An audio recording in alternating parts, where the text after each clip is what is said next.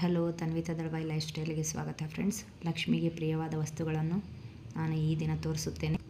August 8ನೇ ತಾರೀಕಿನ ದಿನ ವರ ಮಹಾಲಕ್ಷ್ಮಿ ಹಬ್ಬ ಬಂದಿದೆ. ಸೊ ಹಾಗಾಗಿ ಎಲ್ಲರೂ ನಾನು ಏನೇನು ತೋರಿಸ್ತೀನಿ ಅವನ್ನೆಲ್ಲ ಪೂಜೆಗೆ ಇಟ್ಕೊಂಡು ಪೂಜೆ ಮಾಡಿ, ತುಂಬ ಒಳ್ಳೆಯದಾಗುತ್ತೆ.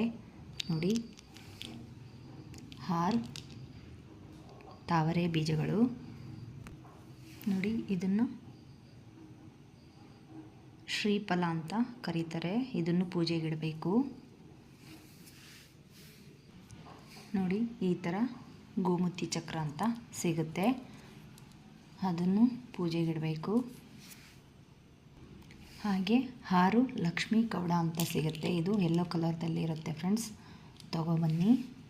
ಇದನ್ನು ಇಡಬೇಕು.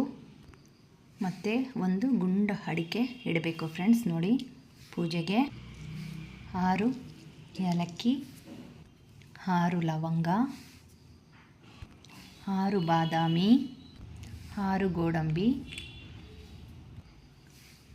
ನೋಡಿ, ಅಮ್ಮನಿಗೆ ಮೂಗುತ್ತಿ, ಹಾಗೆ ಮಡ್ಲಕ್ಕಿಗೆ ಈ ಥರ ಸಿಗುತ್ತೆ ಫ್ರೆಂಡ್ಸ್. ಹೋಗಿ ಗ್ರಂಥಿಗೆ ಅಂಗಡಿಯಲ್ಲಿ ಕೇಳಿದ್ರೆ ಕೊಡ್ತಾರೆ. ಹಾಗೆ ನೋಡಿ, ಈ ಥರ ಅಂಗನೂಲು ಅಂತ ಕೇಳಿದ್ರೆ ಕೊಡ್ತಾರೆ. ಇದನ್ನು ಸಹ ತೆಗೆದುಕೋಬೇಕು, ಯಾಕಂದರೆ ನಾವು ಅಂಗದಾರ ಮಾಡಬೇಕಲ್ವ, ಹಾಗಾಗಿ. ನೋಡಿ, ಈ ಥರ. ಮತ್ತು ಕುಂಕುಮ, ಅರಿಶಿಣ ಎಲ್ಲ ಹೊಸದೇ ತೊಗೋಬೇಕು ಫ್ರೆಂಡ್ಸ್. ಗೆಜ್ಜೆ, ವಸ್ತ್ರ, ಅಕ್ಷತೆ ಎಲ್ಲ ತಗೊಂಡು, ಹಾಗೆ ಲಾವಾಂಚದ ಬೇರು ಅಂತಲೂ ಸಿಗುತ್ತೆ, ಅದನ್ನು ತಗೊಳ್ಳಿ. ಪೂಜೆಗೆ ಇದೆಲ್ಲ ಬೇಕಾಗುತ್ತೆ. ನೋಡಿ, ಇದನ್ನೆಲ್ಲ ಇಟ್ಟರೆ ತುಂಬ ಒಳ್ಳೆಯದು. ಹಾಗೆ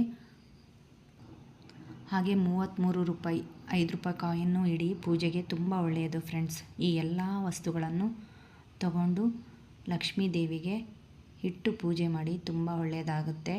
ಸರ್ವೇ ಜನ ಸುಖಿನೋ ಭವಂತು.